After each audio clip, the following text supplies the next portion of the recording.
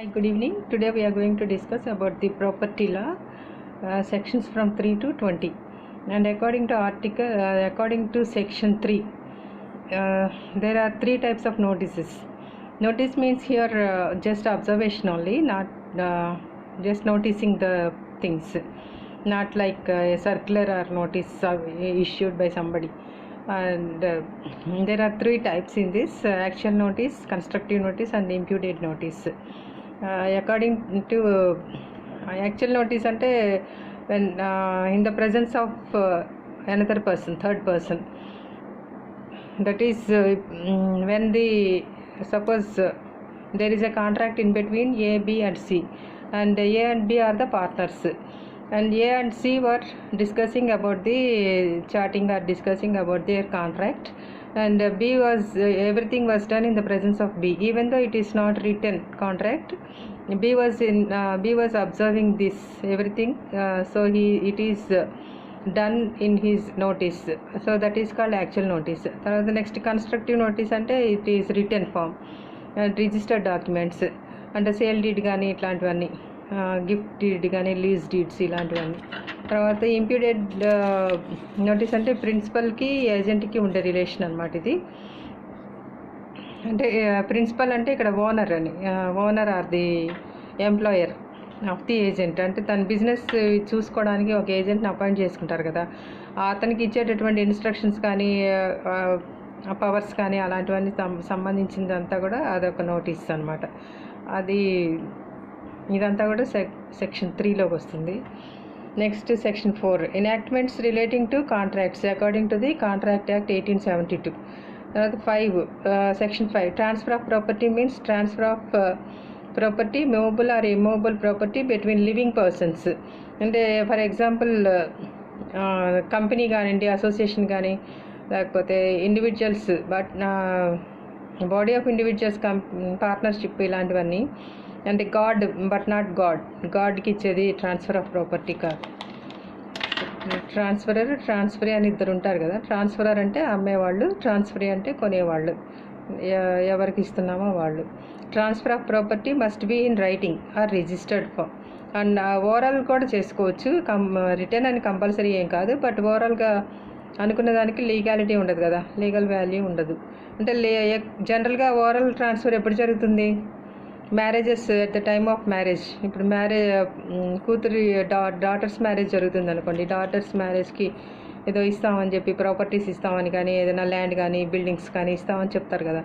అది sometimes it will be return and sometimes it may not B return. So it depends on their understanding. తర్వాత section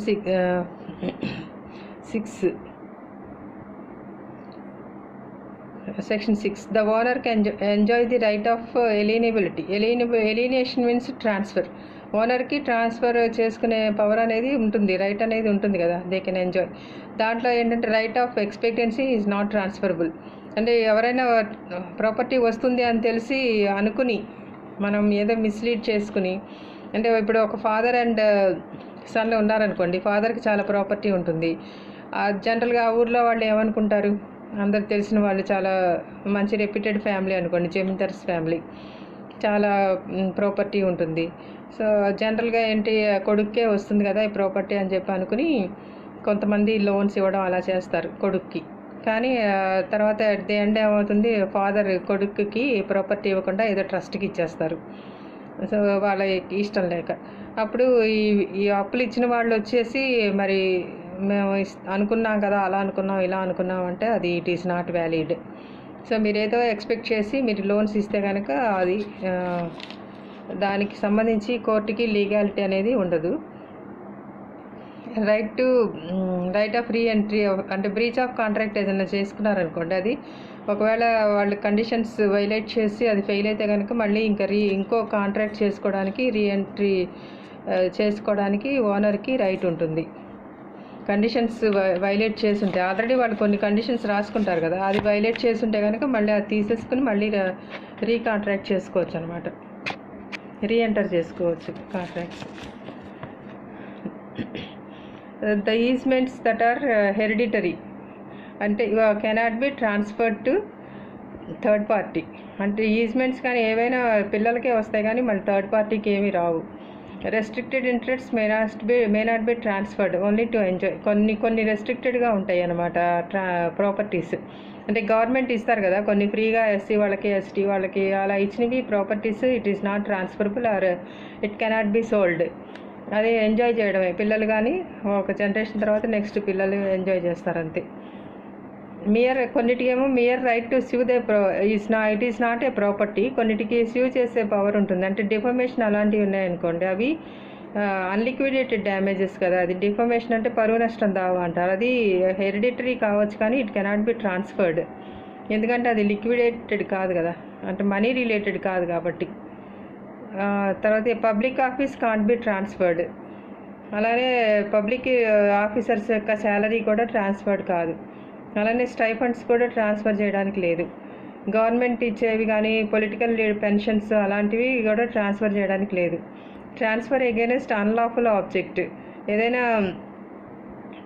unlawful object కోసం కూడా transfer చేయకూడదు property. అంటే ఏదైనా నువ్వు అతన్ని మర్డర్ చేసినా నేను నీకు కొంత ప్రాపర్టీ ఇస్తాను, ట్రాన్స్ఫర్ చేస్తాను అంటే ఇట్ ఈస్ నాట్ వ్యాలిడ్. అలానే లివింగ్ టుగెదర్ వాళ్ళకి కూడా ప్రాపర్టీ ట్రాన్స్ఫర్ చేయడం కుదరదు. సో టెనెంట్ కూడా తన యొక్క రైట్ ఆఫ్ టెనెన్సీని ట్రాన్స్ఫర్ చేయడానికి కుదరదు. తర్వాత section 7 every person is not competent to transfer the property. Number 8 section 8 operation of transfer should be transferred with all legal rules. అన్ని లీగల్ రూల్స్ ఫాలో అవ్వాలి ట్రాన్స్ఫర్ చేసేటప్పుడు. Oral transfer is అంటే next section 9 oral transfer without writing it is not compulsory. Oral transfer చేసుకోవచ్చు, రిటర్న్గానే ఉండాలి అనేది compulsory కాదు. ఒక్కొక్కసారి అంటే మ్యారేజెస్ అలాంటి టైంలో. రూల్ అగైనెస్ట్ ఎలిజిబిలిటీ అంటే బ్యాడ్ కండిషన్స్ పెట్టి రూల్ ట్రాన్స్ఫర్ చేయకూడదు. అంటే ఇప్పుడు ఏ అండ్ బి 2 బ్రదర్స్ ఉన్నారు అనుకోండి, వాళ్ళు మధ్యలో ఒక ట్రాన్స్ఫర్ చేసుకుని ప్రాపర్టీ నువ్వు చనిపోతే నాకు వస్తుంది, నేను చనిపోతే నీకు వస్తుంది అని ఇట్లాంటి కండిషన్స్ పెట్టుకొని ప్రాపర్టీని ట్రాన్స్ఫర్ చేసుకోకూడదు. రిపగ్నాంట్ కండిషన్స్ అంటే కండిషన్స్ నాట్ టు ఎంజాయ్. అంటే ప్రాపర్టీ అనేది ఒకసారి అంటే ట్రాన్స్ఫర్ చేసిన తర్వాత హీ కెన్ ఎంజాయ్. ఎవరైతే కొనుక్కుంటున్నారో వాళ్ళు ఎంజాయ్ చేసే రైట్ ఉంటుంది. ఇలా నువ్వు ఇలా ఎంజాయ్ చేయకూడదు అని రూల్స్ పెట్టడానికి లేదు. అంటే ఇప్పుడు తోట అమ్మాము అనుకోండి, ఆ తోట అమ్మినప్పుడు ఫుల్ రైట్స్ ఉంటాయి కొనుక్కున్న వాళ్ళకి. సో మళ్ళీ నువ్వు ఈ చెట్లను కొట్టకూడదు ఇట్లాంటి రూల్స్ అన్నీ పెడితే మాత్రం అది వ్యాలిడ్ కాదు. ఇది నెంబర్ 11 అనమాట. ఇది number 12 section 12 when the property is transferred subject to condition or limitation or reserved or given for the benefit of any person is void. అది కూడా ఇట్లా లిమిటేషన్స్ అన్నీ పెట్టింది కూడా అది కూడా వ్యాలిడ్ కాదు. So section 13 transfer of property to unborn person. అది అంటే చిన్నపిల్లలకి అన్బార్న్ పిల్లలు వూంబ్లో అంటే మదర్ ప్రెగ్నెంట్గా ఉన్నప్పుడు కూడా అన్బార్న్ చైల్డ్కి కూడా ట్రాన్స్ఫర్ చేయొచ్చు ప్రాపర్టీని. అది ఫుల్ రైట్స్ ఉంటాయి బేబీకి. అది only in Hindus, not in Muslims. Section 14 rule against perpetuity. అంటే కీపింగ్ కొంతమంది ఫ్యామిలీస్ ఏంటి జనరేషన్స్ టు జనరేషన్స్ వాళ్ళే అనమాట. అంటే ఏ నుంచి బీకి, బి నుంచి సికి, మళ్ళీ వాళ్ళ పిల్లలకి, మళ్ళీ వాళ్ళ పిల్లలకి, అలా జనరేషన్స్ టు జనరేషన్ ఆ ప్రాపర్టీ అనేది వెళ్ళిపోతూ ఉంటుంది. అంటే వాళ్ళకి బయటికి వెళ్ళటానికి ఇష్టం ఉండదు కదా జనరల్గా ఎవరికైనా కూడా. ప్రాపర్టీని బయట వాళ్ళకి ఎందుకు ఇస్తారు? సో కొన్ని జనరేషన్స్కి అది అలవ్ అవుతుంది కానీ ఇట్ ఈస్ నాట్ పర్మనెంట్. లీగల్గా ఇట్ ఈస్ నాట్ వ్యాలిడ్. కానీ దానిలో ఎక్సెప్షన్స్ ఏంటంటే it is given for the public purpose. ఏదైనా మ్యాన్ కైండ్ చర్చెస్ అట్లా టెంపుల్స్కి అలా ఇస్తారు కదా కొంతమంది, లైబ్రరీస్ కానీ కాలేజెస్కి కానీ పబ్లిక్ పర్పస్కి ఇచ్చినప్పుడు అది ఎన్ని జనరేషన్స్కైనా పబ్లిక్ యూటిలిటీ కింద ఉంటుంది. అలా డొనేషన్స్ ఇస్తారు కదా కొంతమంది. సో అలాంటి వాటికి ఎక్సెప్షన్స్ ఉంటాయన్నమాట. అంటే అది ఎన్ని సంవత్సరాలైనా ఆ పర్పస్కే ఉంటుంది. అది దాన్ని ట్రాన్స్ఫర్ చేయడానికి కుదరదు. Section 15 it was created for the benefit of ఒక పర్టికులర్ గ్రూప్ ఆఫ్ పర్సన్స్కి ఆర్ ఒక క్లాస్ ఆఫ్ పీపుల్ కోసం ఇది క్రియేట్ చేయబడింది. And it is not very clear. So section 16 it is to take the interest on the failure of the section 15. Section 15 fail అయితే section 16 అనేది వస్తుందని అట్లా ఇచ్చారు కానీ but it is not very clear. 17. It is a period of 18 years from the date of transfer. At the end of the period, the property or income goes to that particular person. అంటే హెయిర్స్కి అనమాట. Hairs అంటే వారసులకు వెళ్తుంది. 18 section 18 transfer for the benefit of the public. మనం ఇంతకుముందు అనుకున్నాం కదా, temples కానీ, churches కానీ, కాలేజెస్ కానీ, హాస్పిటల్స్ కానీ ఎవరన్నా ఫ్రీగా డొనేట్ చేస్తే ఇస్తారు కదా, స్కూల్స్ అండ్ కాలేజెస్కి, లైబ్రరీస్కి అలా ఫ్రీగా కొంతమంది డొనేట్ చేస్తారు. అది ఇట్ ఈస్ నాట్, దాన్ని ట్రాన్స్ఫర్ చేయడానికి కుదరదు, అది వాళ్ళకే ఉంటుంది, ఆ పర్పస్ కోసమే ఉంచాలి. తర్వాత హెయిర్స్ హెయిర్స్ అంటే ఇక్కడ కొడుకులు అనమాట, వచ్చి మేము తీసుకుంటామంటే అది కుదరదు. 19 సెక్షన్ 19 వెస్టెడ్ ఇంట్రెస్ట్. అంటే జనరల్గా ట్రాన్స్ఫర్ ఆఫ్ ప్రాపర్టీ ఎలా ఉంటుంది between owner and the purchaser. ఇది ఫర్ ఎగ్జాంపుల్ సేల్ డీడ్ కానీ, గిఫ్ట్ డీడ్ కానీ, ఇట్లాంటివన్నీ అన్నీ ప్రజెంట్లో రైట్ ఉంటుంది, ఫ్యూచర్లో బెనిఫిట్ ఉంటుంది వాళ్ళకి, తీసుకున్న వాళ్ళకి. తర్వాత ఆఫ్టర్ డెత్ కూడా అది కంటిన్యూ అవుతుంది. అంటే తీసుకున్న ఆయన కొన్న అతను చనిపోయారనుకోండి, అది వాళ్ళ హెయిర్స్కి వెళ్తుంది, అంటే వాళ్ళ పిల్లలకి వెళ్తుంది తర్వాత వాళ్ళకి. సో దాని యొక్క వాళ్ళు ఎంజాయ్ చేస్తారు ఆ బెనిఫిట్స్. అలానే కండిషనల్ విల్ రాస్తారు కొంతమంది. ఏంటి అది, మన సినిమాలో చూస్తుంటాం కదా, నువ్వు ఈ అబ్బాయిని పెళ్లి చేసుకుంటేనే నీకు ఆస్తి వస్తుంది, లేకపోతే after marriage you will get this property అని చెప్పి రాస్తారనమాట పేరెంట్స్. అలా రాసినప్పుడు అది ఎప్పుడైతే ఆ కండిషన్ ఫుల్ఫిల్ చేస్తారో వాళ్ళు, ఇమీడియట్లీ టైం ల్యాబ్స్ లేకుండా ఇమీడియట్లీ ట్రాన్స్ఫర్ అవుతుంది ప్రాపర్టీ. మన సినిమాల్లో కూడా వస్తుంటాయి కదా ఇలాంటివి, సీత అని సినిమాలో అలాగా. సో అది అలాగా ఎస్టేట్ హోల్డర్స్ కూడా వాళ్ళు ఎంజాయ్ చేయొచ్చు. ఎస్టేట్ హోల్డర్స్ ఉంటారు, కొంతమందికి ఎస్టేట్స్ ఉంటాయి, పెద్ద పెద్ద ప్రాపర్టీస్, అంటే 100 acres అలాగా ఉంటాయి కదా, కొన్ని స్టేట్స్లో అలా ఎస్టేట్స్ అని అంటారు. Estate holders are always having vested interest. వాళ్ళకు కూడా దాని మీద ఫుల్ రైట్స్ ఉంటాయి వాళ్ళకి, తర్వాత వాళ్ళకి. అది ట్రాన్స్ఫరబుల్ చేసుకోవచ్చు, లేదా హెరిటబుల్ అంటే పిల్లలకి వస్తుంది అనమాట, వారసులకి.